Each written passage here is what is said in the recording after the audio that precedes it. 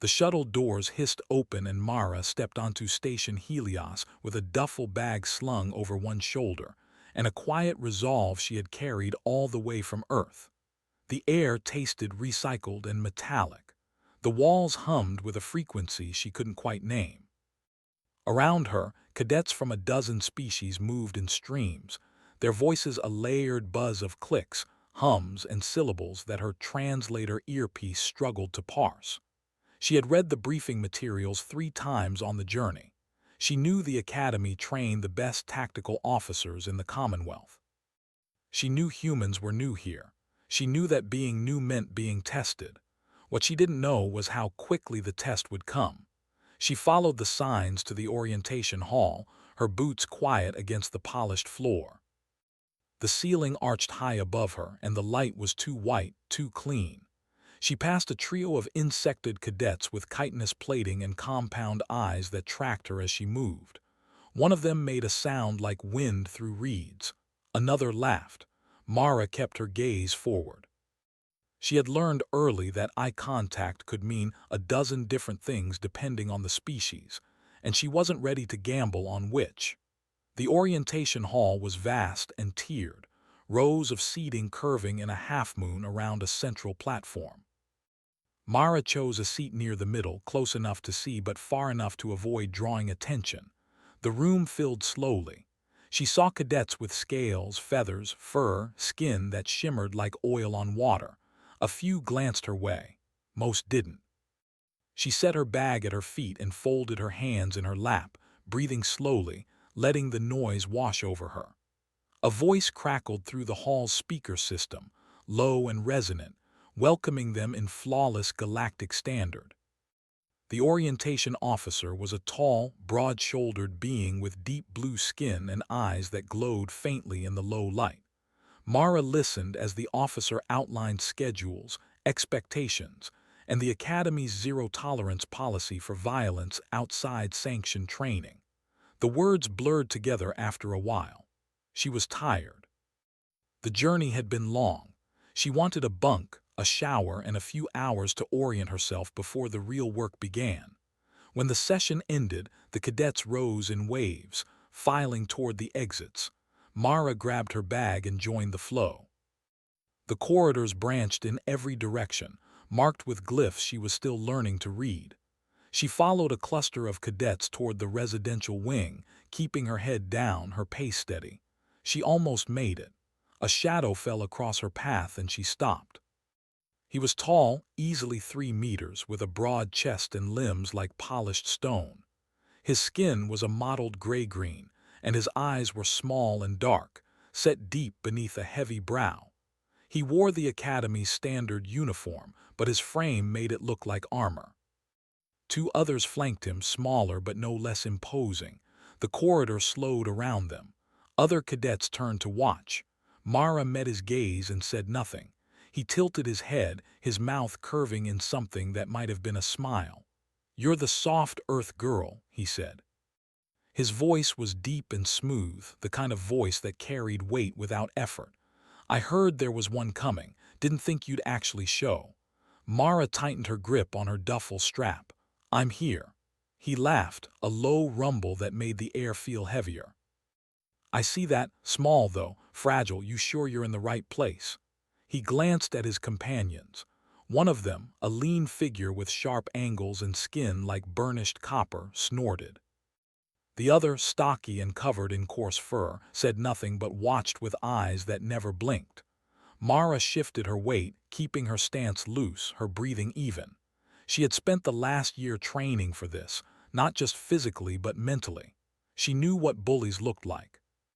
She knew how they moved, how they tested. She had seen this before back home in a dozen different contexts. The species changed. The script didn't. "I'm where I'm supposed to be," she said quietly. The tall cadet stepped closer. The corridor seemed to narrow. "I'm Krael," he said, his tone light, almost friendly. "I'm from Thuros. You know Thuros?" "No." "Well, we're strong there, built to endure, not like you soft earth types." He tilted his head again, his smile widening. "Tell you what, since you're new, I'll be nice. I'll welcome you properly." He spread his arms wide. Come here, soft earth girl, let me give you a hug.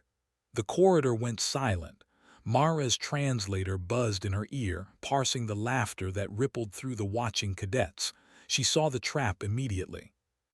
The gesture was absurd, performative, designed to humiliate. If she refused, she'd look weak. If she accepted, he'd crush her, make a spectacle, set the tone for every interaction that followed. It was a power play, a dominance display, textbook. She considered her options. She could walk away. She could refuse. She could report him later, though that would brand her as someone who ran to authority. Or she could do something else. She looked at Krael. She looked at his broad chest, his thick arms, the way he stood with his weight slightly forward, confident and careless. She thought about the gravitational differences between Thuros and Earth. She thought about bone density, muscle composition, the way Earth's 1G had shaped her in ways the Academy briefings barely touched on. She thought about how many times she had carried her little brother on her back when he was too tired to walk. How many times she had lifted boxes, moved furniture, held her grandmother steady when her legs gave out. She thought about the year she spent in the Academy's pre-training program, lifting, running, drilling, pushing her body until it stopped feeling like a liability and started feeling like a weapon she hadn't known she owned. She set her duffel down carefully. She stepped forward. Krael's smile widened. He opened his arms wider, his chest expanding, his posture loose and unguarded. He wasn't bracing. He wasn't expecting resistance. He was expecting her to fold, to flinch, to give him the easy win. Mara moved into his arms and wrapped hers around his torso. She pressed her cheek against his chest. She felt the ridges of his ribs beneath his uniform. She felt his breath shift as he began to tighten his grip, and then she squeezed. She squeezed with everything she had. She felt the tension in her shoulders, her back, her core. She felt the way her muscles engaged in layers, each one locking into place, building force. She felt the way her hands met behind him, her fingers interlocking, her arms pulling inward with a steady, unrelenting pressure. She heard Krael's breath hitch. She heard a faint creak like wood under stress. She kept squeezing. Krael's laugh died. His body stiffened. His hands moved to her shoulders, trying to push her away, but her grip was locked. She wasn't holding him. She was compressing him. She felt the give in his ribs, the way his torso began to collapse inward. She heard the first crack. It was small, sharp, like a branch snapping underfoot. Krael gasped. His hands scrabbled at her arms, clawing, pulling, but she didn't let go. She adjusted her stance, planted her feet wider, and squeezed harder. The second crack was louder. The third was a wet, splintering sound that echoed in the silent corridor. Krael made a noise that wasn't quite a scream, more like air forced through a closing valve. His legs buckled. She held him up. She didn't stop. She felt his ribs give way one by one, the structure of his chest collapsing like a poorly built scaffold. She felt the wetness seeping through his uniform, the warmth spreading against her arms. She felt his weight shift as his body went slack.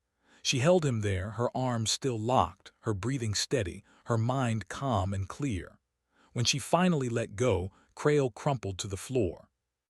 He lay on his side, his chest a concave ruin, his breath shallow and rattling.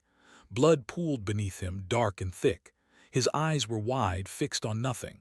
The corridor was silent. No one moved. No one spoke. Mara stepped back, her arms falling to her sides. She looked down at him, then at the crowd. "Anyone else want a hug?" she asked. No one answered.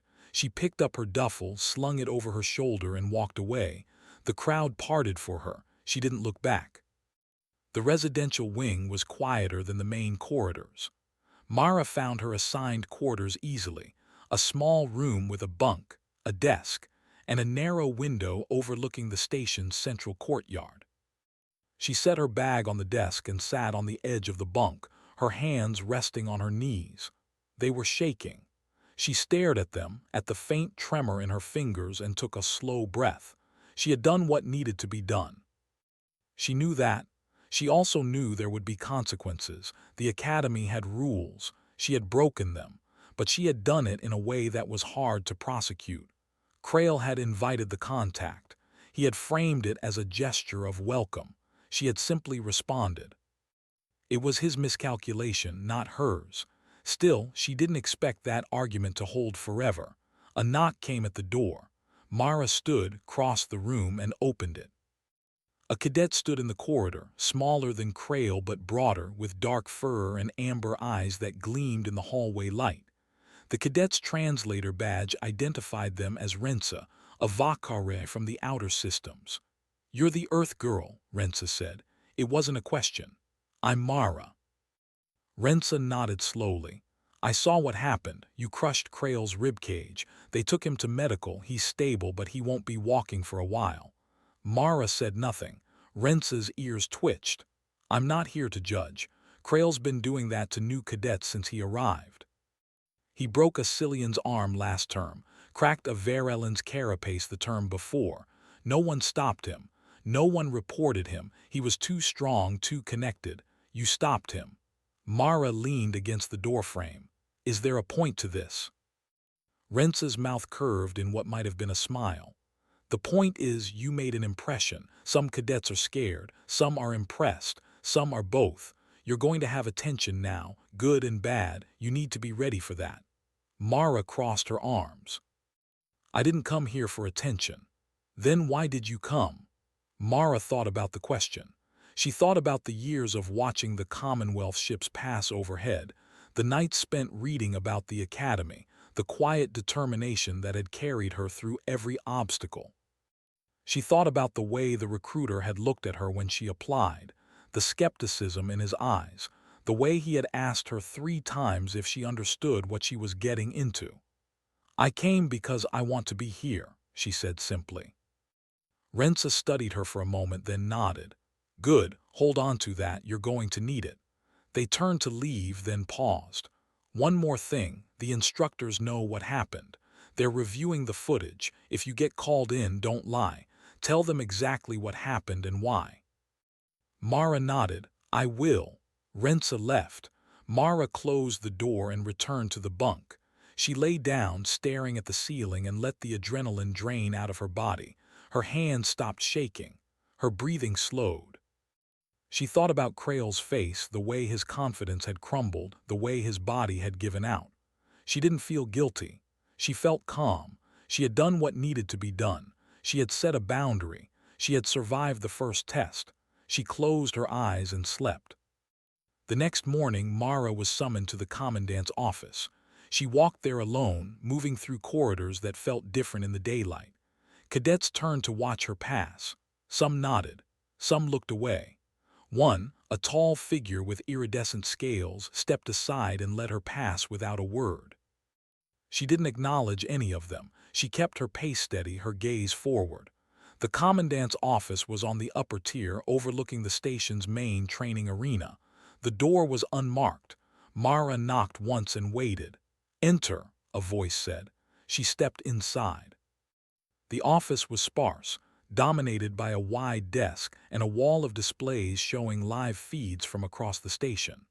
The commandant stood with her back to the door, watching one of the feeds. She was a Varen, tall and slender, with skin like polished obsidian and eyes that reflected light in shifting patterns. "Cadet Mara Chen," the commandant said without turning. "Yes, ma'am." The commandant turned. Her expression was unreadable. "I watched the footage, all of it. From the moment you left the orientation hall to the moment you walked away." Mara stood at attention. "Yes, ma'am." Krael initiated contact. He framed it as a welcoming gesture. You accepted. What happened after that was predictable, given the physiological differences between humans and Theurosians. "Would you agree with that assessment?" Mara hesitated. The question was careful, almost clinical. It was a test of a different kind. "I knew the risk, ma'am. I knew I was stronger than he expected. I didn't anticipate the extent of the damage, but I didn't stop until I was certain he wouldn't hurt me." The commandant tilted her head.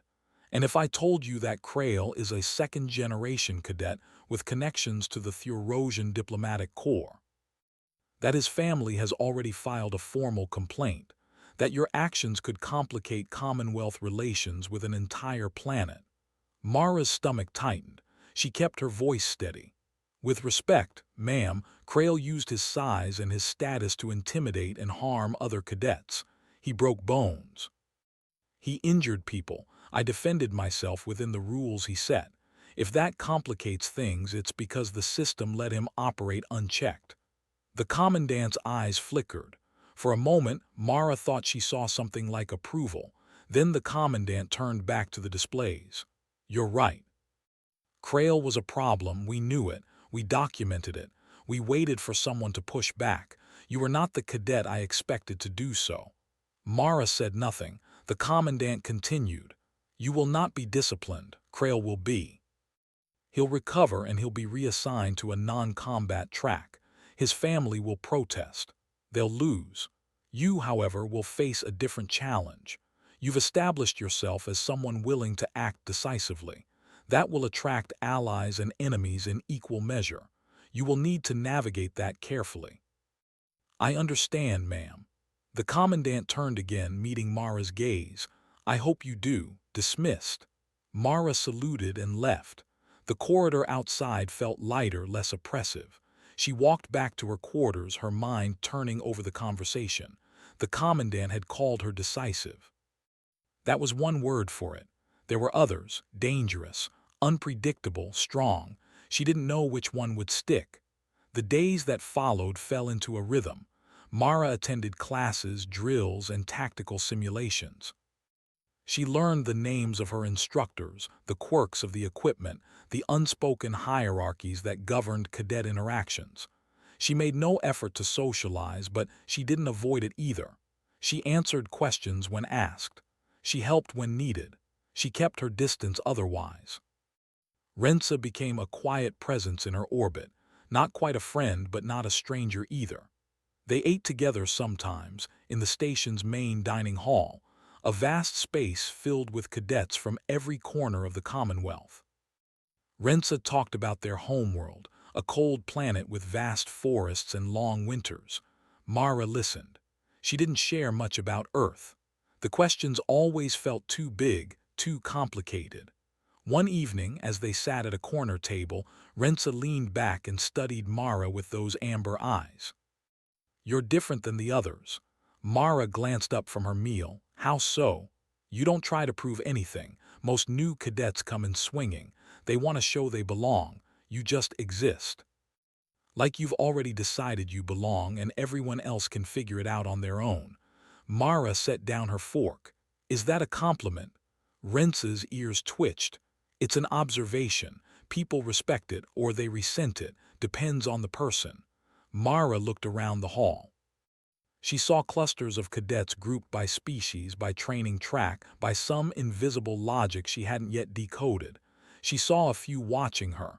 Most ignored her. She was fine with that. I didn't come here to make friends. Good, Rensa said. Because you're not very good at it. They grinned, sharp teeth flashing. But you might make a few anyway. Mara almost smiled, almost. The training intensified as the weeks passed. Mara learned to operate Commonwealth weapons, interface with alien command systems, and coordinate with teams whose communication styles ranged from telepathic pulses to scent-based signals. She was clumsy at first, slow to adapt, but she learned quickly. The instructors noted her progress. So did the other cadets. In the sparring arena, she faced a Kraelian named Voss, a stocky figure with armor-like skin and a low center of gravity. Voss was fast, efficient, and unrelenting. They circled each other, and Mara watched for patterns. Voss favored low strikes, aiming for the legs, trying to bring her down. She adapted. She stayed light, pivoting, redirecting, waiting for the opening.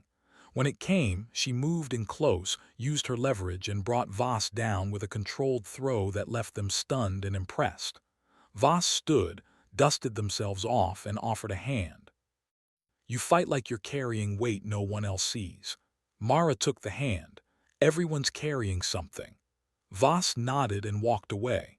Mara stayed in the arena, practicing alone, running through drills until her muscles burned and her mind went quiet. One night she returned to her quarters and found a small package on her desk. It was wrapped in plain fabric, tied with a cord. She opened it carefully. Inside was a smooth stone, dark and polished, with a symbol etched into its surface. She didn't recognize the symbol, but she recognized the gesture. It was a token, a mark of respect. She set it on the windowsill and went to bed. The station celebrated a midterm festival, a tradition meant to break up the intensity of the training cycle. Mara attended reluctantly, drawn by Rence's insistence. The main courtyard had been transformed, filled with lights and music and food from a dozen worlds. Cadets mingled, laughed, and shared stories. Mara stood at the edge, holding a cup of something warm and sweet that Rence had handed her. "You're doing it again," Rence said, appearing at her elbow. "Doing what?" "Standing apart, watching. You're like a ghost at your own party." Mara sipped the drink. It tasted like honey and smoke. "I'm here, aren't I?" Rence sighed. "Yes, barely." They gestured toward a group of cadets gathered near a makeshift stage. "Come on. I want to introduce you to someone." Mara followed reluctantly. The group was mixed, a dozen cadets from different species and training tracks. They made space as Rence approached, and one of them, a Varelin with a carapace like polished copper, stepped forward. "This is Mara," Rence said, "the one who hugged Krael." The group laughed. Mara tensed, but the laughter wasn't mocking. It was warm, inclusive, almost admiring. The Varelin extended a clawed hand. "I'm Talais. I wanted to thank you." Mara shook the hand carefully. "For what?" "For showing us that size doesn't mean everything. Krael hurt a lot of people. No one stood up to him. You did. That mattered." Mara didn't know what to say. She nodded. Talais smiled, a strange expression on a face built for combat, and turned back to the group. They talked, shared stories, and Mara listened. She didn't contribute much, but she stayed. She let herself be part of it just for a little while. As the night wore on, the crowd thinned. Mara found herself sitting on a low wall, watching the stars through the station's transparent dome. Rence joined her, silent for once. They sat together, and Mara thought about how far she had come. She thought about the shuttle, the orientation hall, Krael's crumpled body on the corridor floor. She thought about the stone on her windowsill, the cadets who had started to nod when she passed, the way the station no longer felt like a hostile place. She thought about her little brother back on Earth, about the message she had sent him last week. He had written back, asking if she was okay, if the academy was everything she had hoped. She hadn't answered yet. She didn't know how to explain that it was harder and easier than she had imagined, that she was learning things she hadn't known she needed to learn, that she was becoming someone she hadn't known she could be. "Are you okay?" Rence asked quietly. Mara looked at them. "I think so." Rence nodded. "Good, because tomorrow's going to be hard. We start live combat drills. You ready for that?" Mara smiled faintly. "As ready as I'll ever be." They sat in silence, watching the stars. Mara felt the weight of what was coming, the challenges ahead, the expectations she had set for herself. She felt the quiet strength she had discovered, the resolve that had carried her through the first test and every one that followed. She felt the beginnings of something she hadn't expected, belonging. The combat drills began the next day, and they were brutal. Mara was paired with a rotating series of partners, each one testing a different skill set. She sparred with Akesh, whose limbs moved with a speed that seemed impossible. She coordinated with a Dren squad, learning to communicate through hand signals and shared tactical awareness. She failed often. She learned faster. In one session, she was paired with a human named Eli. He was tall, lean, with dark hair and eyes that seemed perpetually amused. He grinned when he saw her. "So you're the one who broke Krael." Mara adjusted her training harness. "I hugged him. He broke himself." Eli laughed. "I like that. Technically accurate, practically devastating." He extended a hand. "Eli Chen. No relation, I assume." Mara shook his hand. Not that I know of. They moved into position. The instructor called the start and Eli came at her fast, testing her reflexes. She blocked, redirected, countered. He was good, trained, but he fought like someone who had never faced real desperation. She had. She used that. She forced him into a corner, locked his arm, and held him there until he tapped out. He stood, rubbing his shoulder, and grinned wider. "You're terrifying. I love it." Mara almost smiled. "You're not bad yourself." They trained together after that, falling into a rhythm that felt easy and natural. Eli talked constantly, filling the silence with stories, jokes, and observations. Mara didn't mind. His presence was grounding, a reminder that not everything had to be a fight. One evening, after a particularly grueling session, Eli sat beside her on the arena steps. "Can I ask you something?" Mara wiped sweat from her forehead. "Sure. Why are you here, really?" Not the official answer, the real one. Mara was quiet for a long moment. She thought about her answer, about the truth beneath the training and the resolve. "I wanted to prove I could do something that mattered. I wanted to be part of something bigger than me." Eli nodded slowly. "Yeah, I get that." He looked at the arena, at the scars on the walls, the places where cadets had trained and bled and grown. "I came here because I didn't know what else to do. I was good at fighting. I was good at following orders. I thought the academy would give me a purpose. Did it?" Eli smiled faintly. "I don't know yet, but I think I'm getting closer." They sat in silence and Mara felt something shift. She had spent so long keeping people at a distance, protecting herself, that she had forgotten what it felt like to let someone in. Eli wasn't asking for anything. He was just there, present and honest. It was enough. The weeks blurred together. Mara advanced through training tiers, earning marks that placed her in the top quartile of her cohort. She was assigned to a tactical analysis team, working with cadets from 6 different species to solve complex combat scenarios. She struggled with the social dynamics, the way decisions were made through consensus and compromise. She was used to acting alone, trusting her own judgment. Learning to trust others was harder than any physical challenge. But she learned. She listened. She adapted. One night Rensa knocked on her door, their expression serious. "There's a situation." Krael's back. Mara's stomach tightened. "Back where?" "On the station. He finished medical rehab. He's been reassigned to logistics, but he's here, and he's been talking, telling people you attacked him unprovoked, that you're dangerous, that you should be removed." Mara stood. "Is anyone listening?" Rensa's ears flattened. "Some are, not many, but enough to make noise. The instructors won't act on rumors, but if he escalates, it could become a problem." Mara thought about Krael, about the way he had looked at her in that corridor, the confidence in his eyes. She thought about the way his body had collapsed, the sound of his ribs breaking. She didn't regret it. She wouldn't apologize, but she understood the complication. "What do you think I should do?" she asked. Rensa met her gaze. "Face him, publicly, make it clear you're not afraid. If you hide, it gives him power. If you confront him, it ends." Mara nodded. "Where is he?" "The main dining hall. He's there most nights, holding court with the cadets who still listen to him." Mara grabbed her jacket. "Let's go." The dining hall was crowded, filled with the usual evening noise. Mara walked in with Rensa at her side, her pace steady, her expression calm. She scanned the room and found Krael immediately. He was sitting at a central table, surrounded by a small group of cadets. He was thinner than she remembered, his chest still bandaged beneath his uniform, but his presence was unchanged. He saw her and his expression hardened. Mara walked directly to his table. The hall went quiet. Krael stood slowly, his movements careful, his eyes locked on hers. "Something you want, soft earth girl," he said. His voice was hoarse, weaker than before. Mara stopped a meter away. "I heard you've been talking, spreading stories. I wanted to give you a chance to say whatever you need to say to my face." Krael's jaw tightened.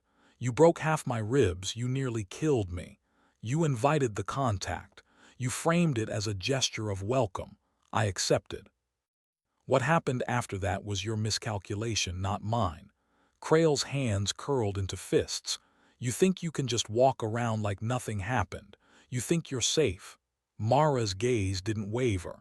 I think you learned a lesson. I think you're angry because you underestimated me.